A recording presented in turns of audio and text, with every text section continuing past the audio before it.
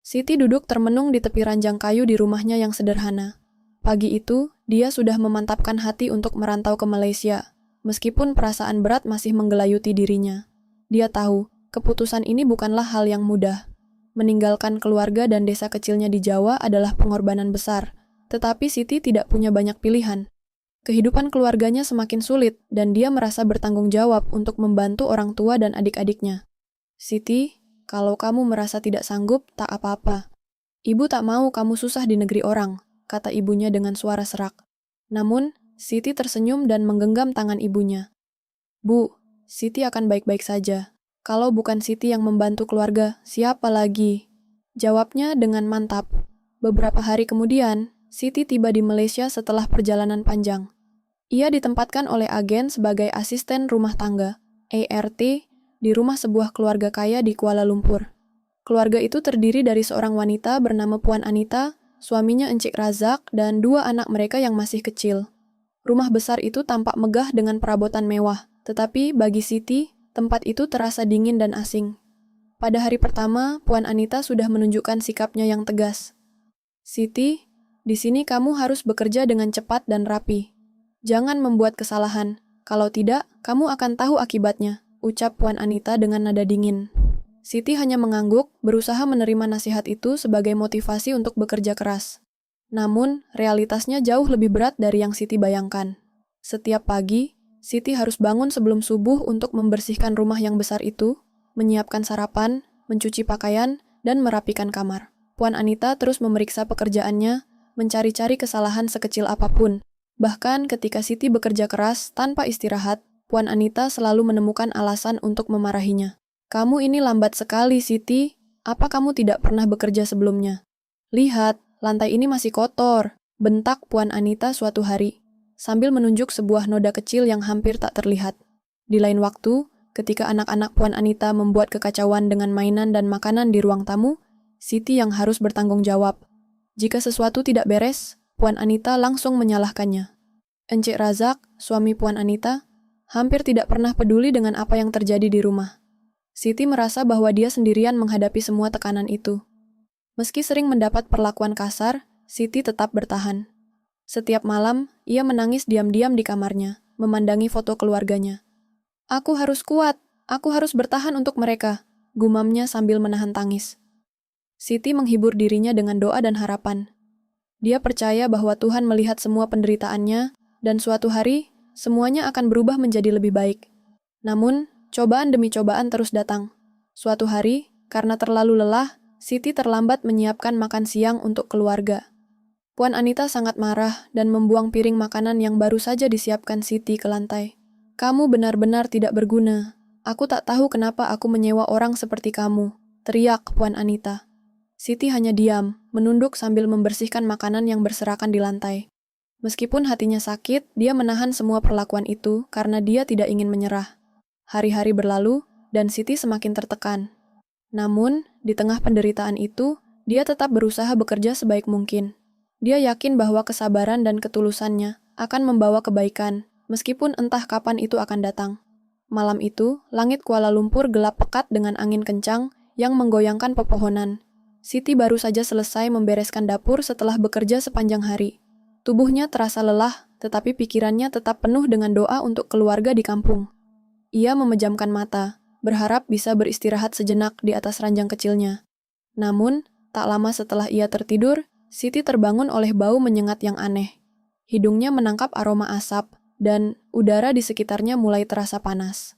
Dengan panik, Siti keluar dari kamarnya, dan melihat asap tebal menyelimuti ruang tengah rumah. Api berkobar dari arah dapur, menyebar dengan cepat ke ruangan lain. Siti segera berlari ke kamar majikannya, mengetuk pintu keras-keras sambil berteriak, "Puan Anita, Encik Razak, kebakaran! Kebakaran!" Puan Anita dan Encik Razak terbangun dalam keadaan panik. Mereka segera keluar dari kamar, tetapi saat hendak menyelamatkan anak-anak mereka, mereka menyadari bahwa kamar anak-anak sudah penuh dengan asap tebal. Pintu kamar itu terkunci dari dalam, dan anak-anak mereka tidak bisa keluar. "Ya Tuhan, anak-anak saya!" teriak Puan Anita dengan histeris. Siti, tanpa berpikir panjang, menerobos asap tebal itu untuk mencari kunci cadangan di ruang penyimpanan. Dengan tangan gemetar, Ia berhasil membuka pintu kamar anak-anak dan menemukan mereka sedang menangis ketakutan di sudut ruangan. Dengan cepat, Siti menggendong si bungsu sambil menggandeng tangan si kakak untuk keluar dari kamar tersebut. Meskipun asap membuatnya sulit bernapas, Siti tidak berhenti sampai semua orang berada di luar rumah dengan selamat. Ketika akhirnya mereka semua berhasil keluar, Puan Anita langsung memeluk anak-anaknya sambil menangis. Encik Razak berdiri terpaku, matanya tertuju pada Siti yang batuk-batuk dan terlihat kelelahan. Rumah itu terbakar hebat, dan meskipun pemadam kebakaran datang tak lama kemudian, sebagian besar rumah telah habis dilalap api. Keluarga itu hanya bisa menyaksikan harta benda mereka berubah menjadi abu. Di tengah malam yang dingin, Siti duduk di trotoar dekat rumah bersama keluarga majikannya. Puan Anita yang biasanya keras kini terlihat sangat rapuh. Perlahan, ia menoleh ke arah Siti. Dengan suara yang lirih, ia berkata, "Siti, aku tidak tahu harus berkata apa. Kamu menyelamatkan kami. Aku selama ini begitu kejam padamu, tapi kamu tetap memilih untuk menolong kami." Siti, yang masih terengah-engah akibat asap, hanya tersenyum kecil. "Saya hanya melakukan apa yang saya bisa, Puan. Saya tidak tega melihat anak-anak Puan dalam bahaya." Malam itu, Puan Anita dan Encik Razak akhirnya menyadari betapa besar jasa Siti dalam kehidupan mereka. Seorang perempuan yang selama ini mereka perlakukan dengan kasar, ternyata memiliki hati yang begitu besar dan tulus.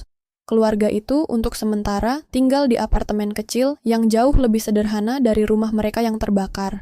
Di tempat tinggal baru itu, hubungan antara Siti dan keluarga majikannya mulai berubah. Puan Anita menjadi lebih lembut, sering mengucapkan terima kasih atas setiap pekerjaan yang dilakukan Siti. Encik Razak, yang sebelumnya acuh, mulai sering membantu pekerjaan rumah dan berbicara dengan Siti tentang kabar keluarganya di Indonesia. Anak-anak Puan Anita, yang sebelumnya suka membuat kekacauan, kini lebih sopan dan dekat dengan Siti. Mereka bahkan sering bermain dengannya dan memanggilnya dengan sebutan Kak Siti. Beberapa minggu setelah kebakaran, Puan Anita mengajak Siti untuk berbicara serius. Dengan nada penuh penyesalan, ia berkata, "Siti, aku tahu aku tidak pernah memperlakukanmu dengan baik. Tapi, setelah semua yang terjadi, aku ingin kamu tahu bahwa aku sangat menyesal. Kamu adalah orang yang luar biasa, dan aku tidak akan melupakan apa yang telah kamu lakukan untuk kami." Encik Razak menambahkan, "Kami ingin memastikan bahwa kamu tidak hanya bekerja di sini, tetapi juga merasa seperti bagian dari keluarga kami." Mendengar itu, air mata menetes di pipi Siti.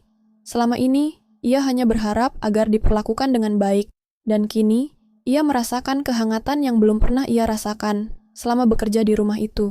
Namun, Siti tetap rendah hati. "Saya hanya berharap Puan dan Encik bahagia. Itu sudah cukup bagi saya."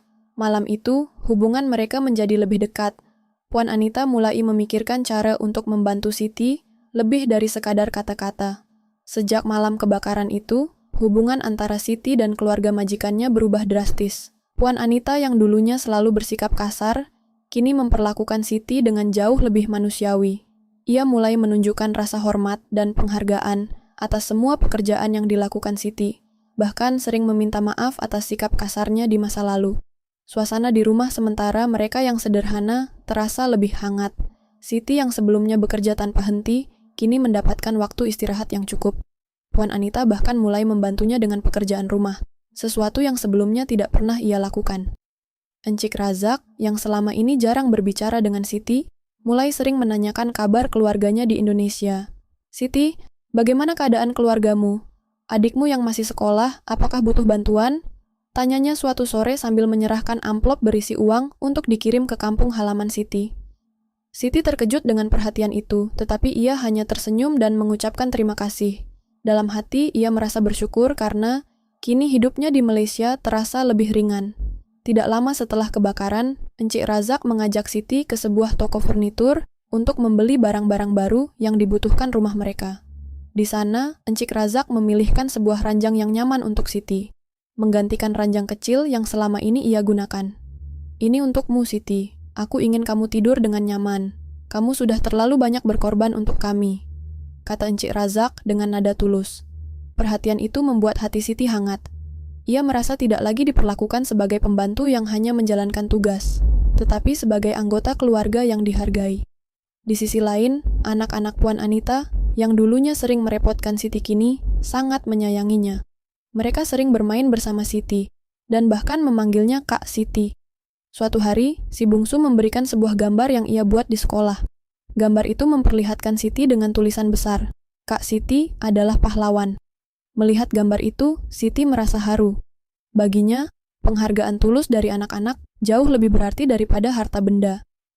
Setelah beberapa bulan tinggal di apartemen sementara, keluarga itu mulai membangun kembali rumah mereka yang terbakar. Selama proses itu, Siti menjadi pilar utama yang membantu mengatur kebutuhan keluarga. Puan Anita sering berdiskusi dengan Siti tentang rencana rumah baru mereka, sesuatu yang sebelumnya tidak pernah terjadi. Siti, aku ingin rumah ini lebih ramah untuk semua orang, termasuk kamu. Mungkin kita bisa membuat ruang khusus untuk kamu di sana supaya lebih nyaman, kata Puan Anita suatu hari. Siti hanya tersenyum, merasa terharu dengan perhatian tersebut. Dalam hatinya, ia tidak pernah meminta lebih dari perlakuan yang baik, tetapi kini ia merasakan lebih dari itu. Suatu hari, setelah rumah baru mereka hampir selesai, Encik Razak mengumpulkan seluruh keluarga, termasuk Siti. Dengan senyum lembut, ia berkata, Siti, aku dan Puan Anita telah memikirkan sesuatu untukmu. Kami tahu kamu bekerja keras, tidak hanya untuk dirimu sendiri, tetapi juga untuk keluargamu di Indonesia. Jadi, kami ingin memberikan hadiah kecil ini sebagai tanda terima kasih. Encik Razak menyerahkan sebuah tiket pesawat ke Indonesia dan sejumlah uang yang cukup besar. Kami ingin kamu pulang ke kampungmu dan mengunjungi keluargamu. Gunakan ini untuk membantu mereka. Ketika kamu kembali, kami akan menyambutmu dengan tangan terbuka. Mendengar itu, Siti tidak bisa menahan air matanya. Ia tidak pernah membayangkan bahwa majikannya yang dulu memperlakukannya dengan kasar, kini menunjukkan begitu banyak kebaikan. Dengan suara bergetar, ia berkata, Terima kasih Puan Anita, Encik Razak. Saya tidak tahu harus berkata apa. Kebaikan kalian adalah anugerah terbesar dalam hidup saya. Dengan hati penuh rasa syukur, Siti pulang ke Indonesia untuk bertemu keluarganya. Di desa, ia disambut dengan pelukan hangat dari orang tua dan adik-adiknya. Dengan uang yang diberikan oleh keluarga majikannya, Siti membantu memperbaiki rumah keluarganya dan membiayai pendidikan adiknya yang masih sekolah. Meski hanya sementara, kepulangan itu menjadi momen penuh kebahagiaan bagi Siti dan keluarganya. Ketika ia kembali ke Malaysia, ia disambut dengan senyuman hangat oleh Puan Anita dan keluarganya, yang kini benar-benar menganggap Siti sebagai bagian dari mereka.